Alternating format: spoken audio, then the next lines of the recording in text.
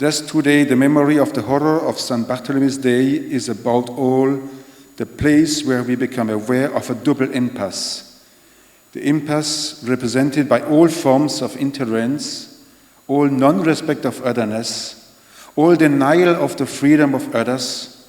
Intolerance and fanatism, especially religious fanatism, undermine the plural, multicultural and multi-religious society of our global world.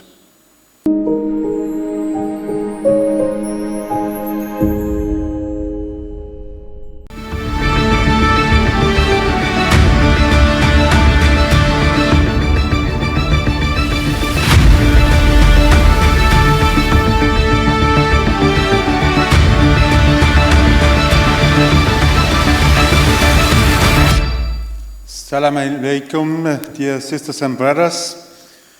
I was asked to speak on an historical topic and to draw lessons for the present. On the 24th of August, 1572, St. Bartholomew's Day and the following days, a total of more than 3,000 Protestants were brutally mutilated and murdered in Paris. This massacre began a disastrous wave of murders that set the Kingdom of France on fire and resulted in more than 10,000 victims in just a few weeks. Perpetrated by the Catholics and condemned by the monarchy, this terrible massacre of Protestants left a lasting mark on people's conscience in France and more widely in Europe. On the 16th September 22, a few weeks ago, precisely 450 years after the massacre, religious authorities of Protestantism and Catholicism in France, heirs of both the victims and the perpetrator of that time, together inaugurated a memorial garden of the St. Bartholomew's Day massacre in the heirs of the Louvre district in Paris. How could the heirs of this bloody symbol of religious fanatism, some of whom bears the memorial wound of victimhood and others who feel the weight of an embarrassing heritage, unite their voice to finally write the memory of the victims in the urban landscape of Paris, 450 years after the events. This is the purpose of my contribution. I will do it in 4 points. Oh, it is quick. I have 5 minutes. Okay. So the first is to explain a little bit what happens historically, when Martin Luther tried to reform Christianity, it results into a major schism in Christianity in Western Europe or in Western society. And in France, the ideas of Martin Luther were first neutrally welcomed by the king, and in 1534, the king changed his attitude. In order to restore the unity of his kingdom, he tried to restore the unity of the Catholic Church by banning the so-called Reformed religion. As the Protestants resisted, claiming the freedom of conscience, this led them to be persecuted and gave rise to the War of Religions. During more than 4 decades, periods of armed conflict and alternative times of peace were happened in France. And in 1572, in order to settle a peace between the regions, the Catholic Marguerite de Valois, sister of the king, married the Protestant Henry de Navarre, future King Henry IV. And on that event, all the war leaders of the Protestants went to Paris, and they were killed on an attempt to their Major Gaspard de Coligny attempt at assassination. And this assassination brought the crowd to galvanize their hatred, the hatred which was built up over years of persecution. A terrible barbarism results from a long period of religious fanatism that only needs a spark to unleash the hatred of those committing the massacres toward those who had previously always been their neighbors. And the province soon followed and suite imitated the appalling carnage. Without being premeditated, the St. Bartholomew's Day massacre was the result of decades of hatred and persecution. There is a troubling continuity between the time before and the time of the crime. The so-called Bartholomew's Day massacre has entered in the collective consciousness as a bloody symbol of religious fanatism and the tyranny of the great.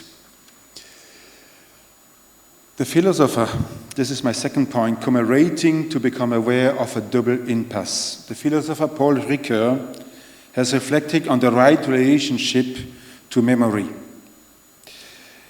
The idea of a policy of a fair memory is in this respect one of the most interesting themes, because we are living in times of excessive commemorative frenzy, and in another way, in a time of abandoning the past and allowing oblivion to swallow up that which could weight us down. It is more than appropriate to carry out this necessary work to build up a fair relationship to memory.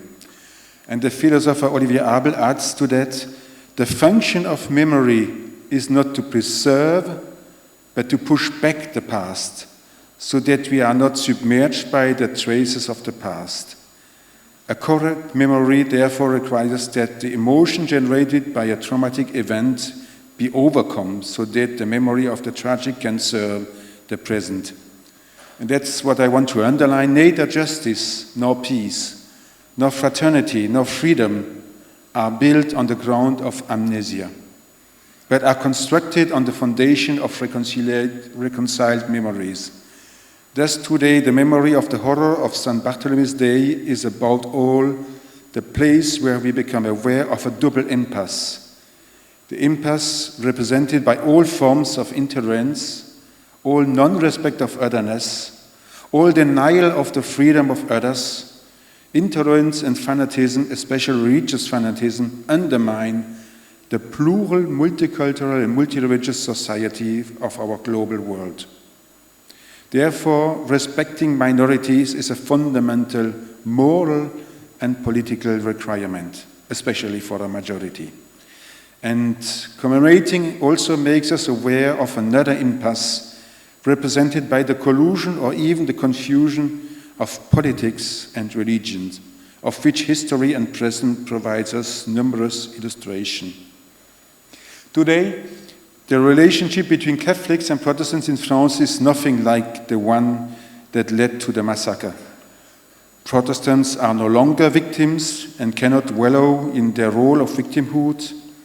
Above all, it is unthinkable to assign the Catholicism a fossil image which ignore present realities and despite the fruit of ecumenical movement and the achievement of the theological dialogues and meetings which over the last few decades have forged a spirit of unity between Catholics and Protestants, a unity that is certainly differentiated, but a reconciled unity.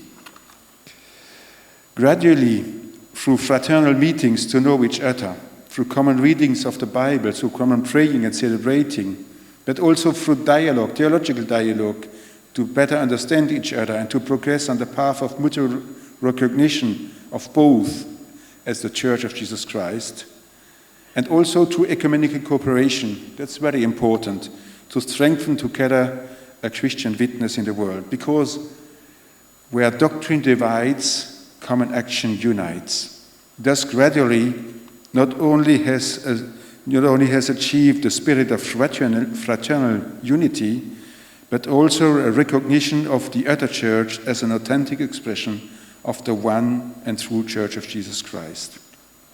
I come to my last point, healing memories. That's very important. Overcoming conflict is not enough. We must also heal the wounds of the memory. This notion of memorial wounds was inspired by the philosopher Olivier Abel. He wants to express that humiliation, that an identity wound can be produced over time, and how it can be transformed into persistent resentment, even violence and hatred. By Virtu, I quote him, a memorial wound, peoples who remain humiliated from generation to generation, with this terrible time lag that the descendants of the guilty are no longer or feel no longer guilty, where the descendants of the victims are still often victims or feel so. Humiliation is much more serious in the longer run than a pure and simple violence. And this is what poisons violence when the enemy is held in contempt. End of quote. We cannot change history, but we can change its influence on us. The time for healing memories is precisely the time in which comes in a conflict when the use of weapon has been suspended and the cycle of violence interrupted in favor of dialogue, which aims to find a peaceful solution to a dispute. Then comes the time of reconciliation, which aims to establish a lasting peace, the times when swords are turned into plowshares. For time alone is not enough to heal memories. Reconciliation is needed to heal the wounds of memories, those humiliations that can become the seeds of tomorrow's conflict. Reconciliation is a time to convert the hatreds of other into respect for otherness, and to transform resentment into fraternity, and by so doing, breathes life into the ethic of peace. And one of the key moments in this process of healing memories is that of writing together the common history of the facts, a work of truth that justice requires in order to allow access to a process of reconciliation, even forgiveness. Let me conclude in saying that religious fanatism, hatred, non-recognition of the other and their otherness are the cancer for a globalized world. Only dialogue offers a credible alternative to violence and war, dialogue to resolve differences, and dialogue to heal wounded memories. Thank you for your attention.